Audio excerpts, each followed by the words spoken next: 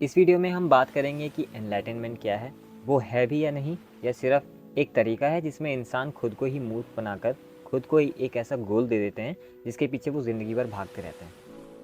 Enlightenment, जिसके हिंदी में अर्थ निकलते हैं प्रबोधन, जागृति और ज्ञानोदय। लेकिन इनकी परिभाषा क्या है? दुनिया में ऐसे कई बड़े फिलोसफर्स और विचारक हुए हैं जिन्होंने एनलाइटनमेंट को परिभाषा देने की कोशिश की है, जैसे जिद्दू कृष्णमूर्ति, ओशो, सदगुरु इत्यादि। आज की इस वीडियो में हम इन्हीं कुछ परिभाषाओं के ऊपर नज़र डालेंगे और वीडियो के एंड में मैं भी अपना कुछ छोटा सा ओपिनियन देना चाहूँगा या मैं किससे सहमत हूँ ये बताना चाहूँगा, तो प्लीज़ वीडियो एंड तक देखिएगा। पर सबसे पहले मैं कोशिश करूँगा कि आपको उन 3 शब्दों का अर्थ बता दूँ जो कि मैंने वीडियो के शुरुआत में बोले थे। सबसे पहला शब्द प्रबोधन, जिसका मतलब होता है एक लंबे अंधकार के बाद प्रकाश का उठना। यानी आप इसे ऐसे देख सकते हैं जैसे कोई व्यक्ति बचपन से किसी अलग ही विचारधारा के साथ जी रहा हो, कुछ अलग ही नियम कानूनों के साथ जी रहा हो, लेकिन कुछ समय बाद उसमें एक प्रकाश उठता है, कुछ ज्ञान आता है। दूसरा शब्द है जागृति, यानी जागना, एक ऐसी नींद से जागना जो कि चेतना के स्तर पर ली जा रही थी। तीसरा शब्द है ज्ञानोदय, यानी ज्ञान का उदय होना। अब इस चीज़ पर ध्यान दीजिए कि यहाँ पर बात हो रही है ज्ञान के उदय होने की, यानी उससे पहले किसी भी व्यक्ति के जीवन में अंधकार था, लेकिन ज्ञानोदय होने के बाद उसमें प्रकाश आ गया। अब ये कुछ सरल परिभाषाएं थी इन तीनों शब्दों की जो मैंने आपको बता दी, लेकिन अब देखते हैं जिद्दू कृष्णमूर्ति का एनलाइटनमेंट के ऊपर क्या कहना है। कृष्णमूर्ति कहते हैं कि एनलाइटनमेंट कोई क्रमिक प्रक्रिया नहीं है। लोग सोचते हैं कि यह समय की बात है। उन्हें लगता है कि आज मैं एनलाइटन नहीं हूँ पर कल हो जाऊँगा, लेकिन ऐसा नहीं है।